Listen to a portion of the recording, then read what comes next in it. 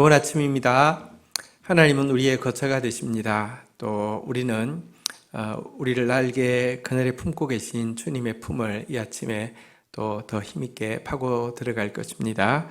함께 나눌 말씀은 시편 91편 9절에서 16절 말씀입니다. 9절, 10절 읽겠습니다. 내가 말하기를 여호와는 나의 피난처시라 하고 지존자를 내 거처로 삼았으므로 10절 화가 내게 미치지 못하며 재앙이 내 장막에 가까이 오지 못하리니.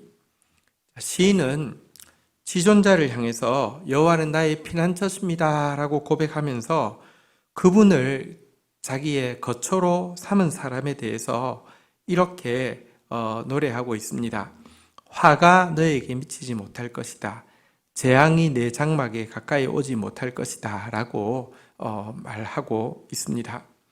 여러분, 하나님은 영원한 우리의 거처가 되시는 분 맞습니다. 그러나 그분을 여호와는 나의 피난처시라고 매번 고백하고 그분 속에 파고드는 것은 우리에게 너무 중요합니다. 예를 들어 좋은 대피소가 있다 할지라도 지진이 일어났을 때 들어가지 않는다고 하면 무슨 소용이 있겠습니까? 하나님은 우리의 피난처가 되십니다. 매일 이 사실을 고백하면서 매일 그 품을 파고드는 자가 되십시오. 그러면 어떤 화도 어떤 재앙도 미치지 못할 것입니다.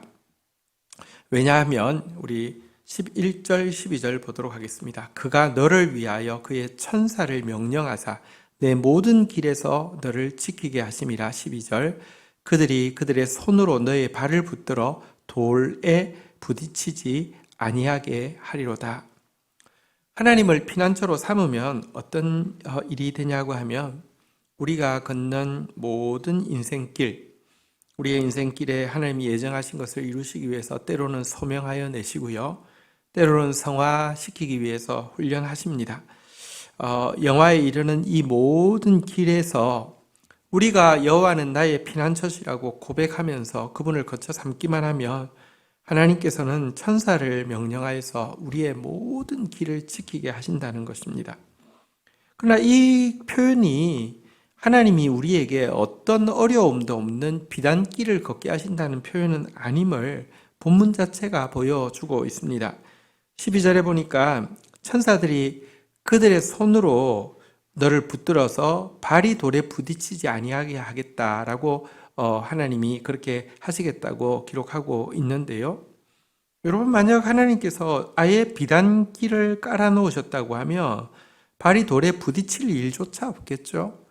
발이 돌이 부딪히지 않게 하겠다는 말은 지금 내 걷는 길에 돌들이 많이 깔려 있다는 것을 전제하는 것이죠.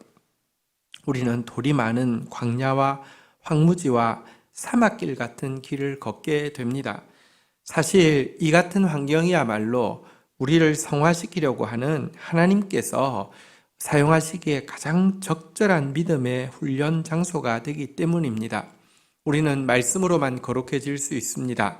그런데 말씀이라는 단어와 광야라는 단어가 어원을 같이 한다는 것 여러 번 말씀드렸습니다. 말씀을 훈련하는 곳, 믿음을 훈련하는 곳 중에서 가장 적절한 곳은 바로 이 광야입니다. 돌이 많은 곳입니다. 그런데 이 길에서 천사를 통하여서 지키신다는 말은 무엇입니까? 비단길을 걷게 하는 것 아니지만 이렇게 돌뿌리들이 많은 길을 걸을지라도 발이 부러뜨지 않게 하시고 신이 헤어지지 않게 하시고 우리의 발걸음을 보호해 주셔서 성화의 과정을 결국은 거치게 하신다는 약속입니다. 믿음으로 걷는 우리 인생길은 결코 편안한 길이 아닙니다. 하지만 어떤 사단의 그 돌뿌리와 같은 것도 우리를 실족시키거나 우리를 넘어뜨리거나 우리를 죽일 수 없는 길이 됩니다. 어떤 화도 어떤 재앙도 궁극적으로는 하나님을 피난처 삼고 하나님이 인도하시는 의의 길을 가는 자들의 걸음을 망칠 수 없다는 것입니다. 자, 13절 한번 보도록 하겠습니다. 내가 사자와 독사를 밟으며 젊은 사자와 뱀을 발로 누르리로다. 여러분, 이 천사의 보호를 믿으며 걸음을 걷는 자는요, 광야에는 독사들이 많이 출몰합니다. 광야에는 사자가 있습니다. 그러나 이 독사와 사자를 밟고 짓누르게 될 것이다 라고 이야기하고 있습니다. 능히 승리하게 하신다는 것입니다. 여러분, 우리로서는 능히 이길 수 없습니다. 그러나 주와 함께하면 능히 이길 수 있습니다. 이것은 단지 작게는 한 신앙생활을 하는 나의 일생을 하나님이 보호한다는 것을 의미하는 것으로 그치지 않고요. 사자와 독사를 밟는다는 것은요, 사실은 예수 그리스도의 승리를 상징하죠. 완전한 하나님 나라가 이루어지게 되고요. 이제 사자와 독사는 완전히 밟히게 되고요. 그리고 더 나아가서 예수 그리스도께서 다스리시는 온전한 의가 실현된 그곳에서는요, 어린 아이가 독사굴에 손 놓고 장난쳐도 울지 않고, 그리고 사자와 어린 양이 뒹구는 그런 곳이 될 것이라고 이야기했는데, 이와 같은 하나님 나라를 이루실 것이라는 것입니다.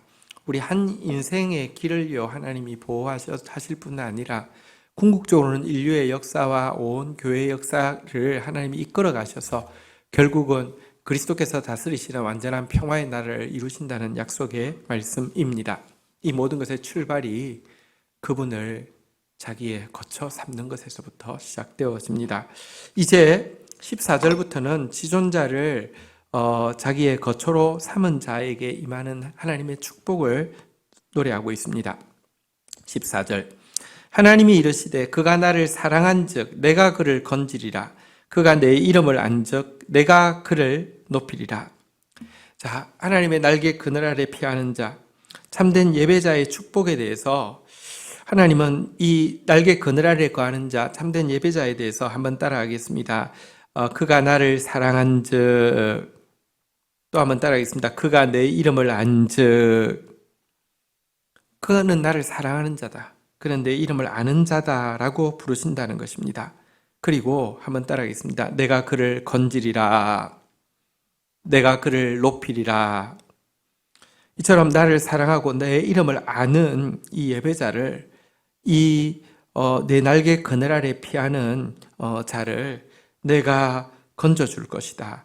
내가 높여줄 것이다. 이렇게 친히 선언하고 있습니다. 15절 한번 볼까요? 그가 내게 간구하리니 내가 그에게 응답하리라. 그들이 환난을 당할 때에 내가 그들과 함께하여 그를 건지며 영화롭게 하리라. 여러분, 또 예배자에 대해서 무엇이라고 고백하느냐, 그의 날개 그늘에 거하는 자를 무엇이라고 고백하느냐, 하나님은 이렇게 인정해 주십니다. 한번 따라하겠습니다. 그가 내게 간구하리니, 간구하는 자라고 말합니다.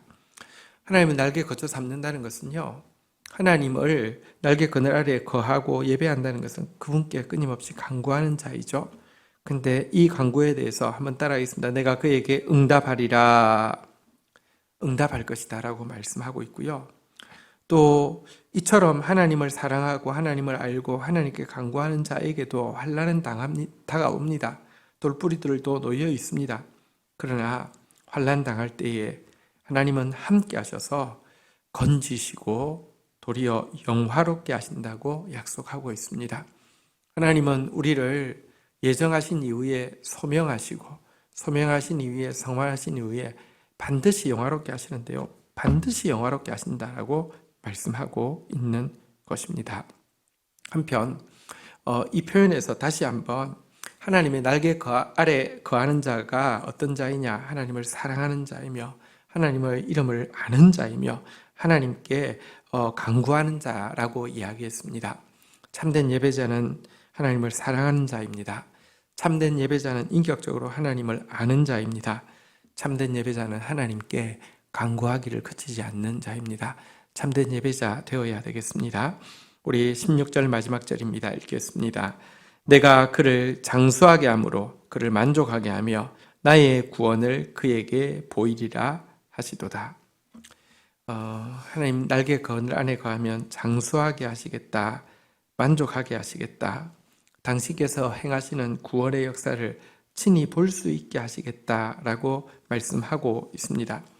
여기서 장수, 여기서 만족, 이것은 하나님과 영원히 교제하면서 동행하는 축복을 누리는 것을 이야기합니다.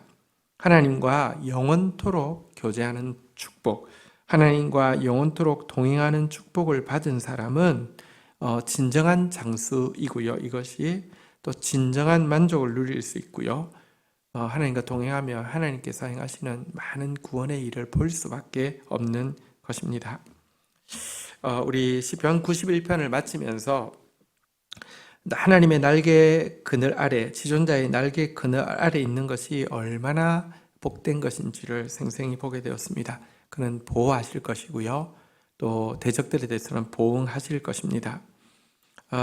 그는 모든 대적들이 건드리지 못하도록 하나님께서 해와 재앙으로부터 지켜주실 것이고요. 그리고 궁극적으로는 사자와 독사를 밟으며 승리할 수 있도록 우리를 성숙시켜 주실 것입니다.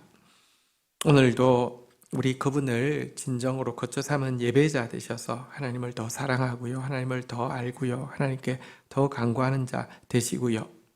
하나님께서 건지시고 높이시고 응답하시며 영화롭게 하시는 하나님의 역사를 함께 경험하며 오늘 하루도 하나님과 동행하고 하나님과 교제하는 영혼에 잇닿는 삶 살기를 주의 이름으로 축복합니다. 주신 말씀 가지고 제가 기도하는 시간 가지도록 하겠습니다.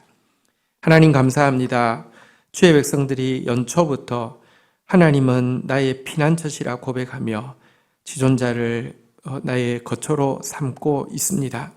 하나님, 사랑하는 성도들에게 복 주시되 어떤 재앙도 어떤 화도 미치지 못하도록 도와 주옵소서. 하나님, 우리를 예정하신 이후에 영화로 이끌기 위하여서 소명하시고 성화의 길을 걷게 하는 모든 길 가운데 지켜주셔서 비록 돌이 많은 광야와 황무지 사막길을 걷는다 할지라도 하나님, 발이 부르트지 않도록 신이 해지지 않도록 우리의 길을 지켜주시고 이 과정 가운데서 성장하고 성숙하여 능히 사자와 독사를 밟으며 하나님 나라의 승리를 찬양하는 자들로 세워주시기를 간절히 간구하고 소원합니다. 하나님, 우리에게 하나님 날개 그늘 아래에 있을 수 있는 특권을 주셨습니다. 예배자의 권세를 주셨습니다.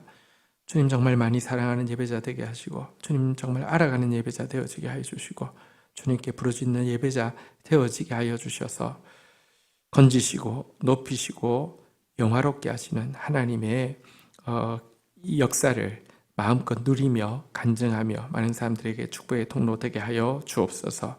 나의 진정한 장수 주님과의 교제에 있습니다. 나의 진정한 만족 주님과의 교제에 있습니다. 오 주님, 매일 주의 구원을 경험하는 것 주님과의 동행에 있습니다. 오늘 하루 주님과 교제하며 주님과 동행하며 영혼에 잇닿는 삶 살게 도와주옵소서. 예수 그리스도의 이름으로 기도 올립니다. 아멘.